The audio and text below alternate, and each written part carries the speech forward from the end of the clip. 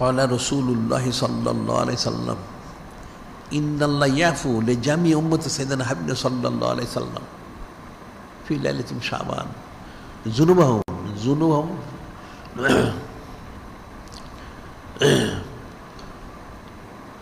নূরে মুজাসসাম হাবিবুল্লাহ হুজুর পাক সাল্লাল্লাহু আলাইহি ওয়াসাল্লাম তিনি ইরশাদ করেন ইন্নাল্লাহ ইয়াফু লিজামিই উম্মতি হাবিব সাল্লাল্লাহু আলাইহি ওয়াসাল্লাম যুনুবাহুম ইল্লা সাওয়াত আনফার লা নাসিফ ফি লাইলাতিন শাবান।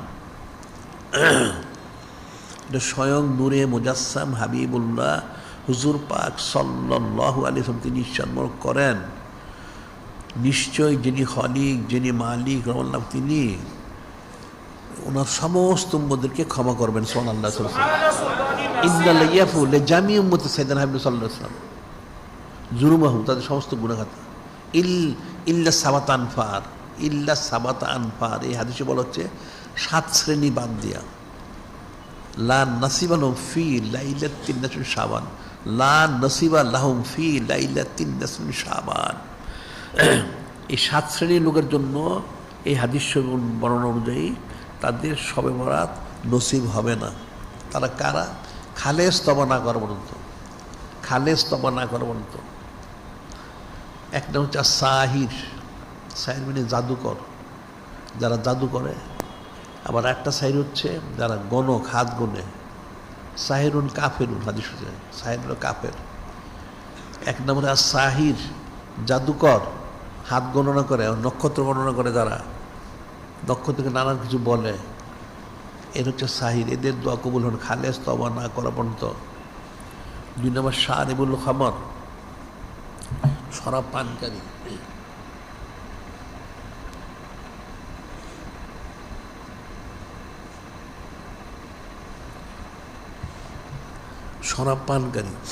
এখন শরাব তো আছেই, কিন্তু এখন কিন্তু এই যে কোমল পানীয় যেগুলি বলে, এই যে পেপসি, ফান্টা, কোকোলা, এই ধরনের জাতীয় কতগুলি আছে, এগুলির মধ্যে কিন্তু শরাব আছে।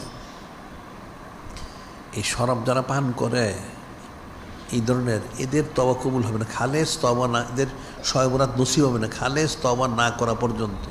2 শ্রেণী শারিবুল খামর।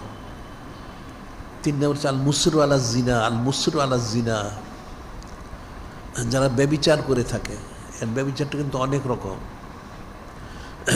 অনেকে চোখে করতে পারে, মুখে করতে পারে, কানে করতে পারে, হাত পা দিয়ে করতে পারে, আবার প্রকৃতিভাবে করতে পারে। যারা ব্যভিচারকারী খালেস তওবা না করা পর্যন্ত তাদের এই বরাতের রাত্রি এটার ফজিলতটা তাদের নসিব হবে না, নাউজুবিল্লাহ। আর 4 নম্বর হচ্ছে আল কাতিউর রহিম। 4 নম্বর হচ্ছে যারা শরীয়ত ওনার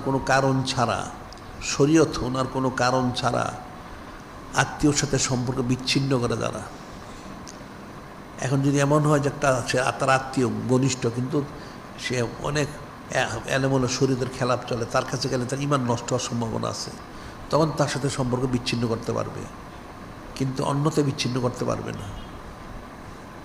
যদি শরীয়ত ওনার কারণ ছাড়া কেউ আত্মীয়র সাথে সম্পর্ক বিচ্ছিন্ন করে, তাহলে তারও দোয়া কবুল হবে না শবে বরাত নসিব হবে না খালেস তওবা না করা পর্যন্ত।